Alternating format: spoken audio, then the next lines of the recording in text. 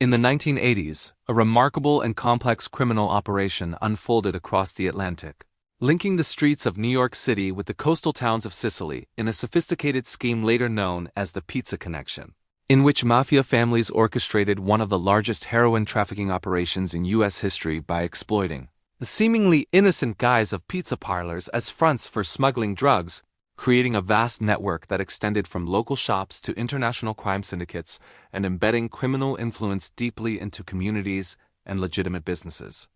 The strategy was deceptively simple yet highly effective. Pizza parlors, pizzerias, and Italian restaurants, which were abundant and familiar in both New York and Sicily, served as perfect covers for the importation, storage, and distribution of heroin, allowing couriers to move large quantities of the drug under the radar of authorities, while blending into the everyday flow of commerce.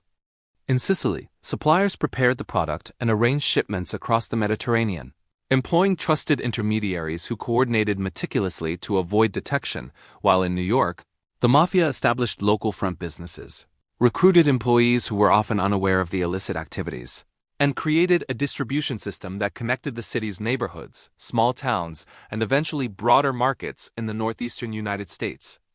Law enforcement initially struggled to penetrate this highly compartmentalized operation, as the mafia relied on secrecy, loyalty, and coded communication, which allowed each part of the network to operate independently, minimizing the risk of exposure and making it difficult for investigators to trace the flow of heroin from Sicily to the streets of New York. The social and economic impact on affected communities was profound. Neighborhoods experienced an increase in drug availability, addiction, and the associated social consequences, while the legitimate businesses used as fronts became entangled in legal investigations, eroding trust between residents, law enforcement, and the wider public. Federal agencies including the FBI and the U.S. Customs Service gradually pieced together evidence through painstaking surveillance, undercover operations, and international cooperation with Italian authorities, mapping the elaborate connections between individual pizzerias, distributors, and cartel contacts overseas. As arrests began and indictments were filed, the scale of the operation was revealed to the public, highlighting not only the audacity and ingenuity of organized crime but also the challenges faced by law enforcement in combating transnational criminal networks that could exploit legitimate industries as camouflage.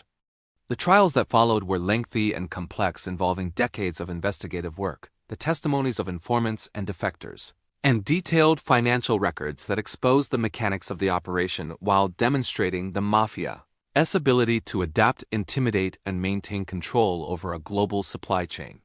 By 1987, with significant arrests and convictions, the Pizza Connection network was dismantled, yet the case left a lasting legacy showing how criminal organizations could leverage legitimate businesses, international connections, and community trust to facilitate large-scale drug trafficking, and how persistent, coordinated law enforcement efforts could eventually penetrate even the most secretive and sophisticated operations.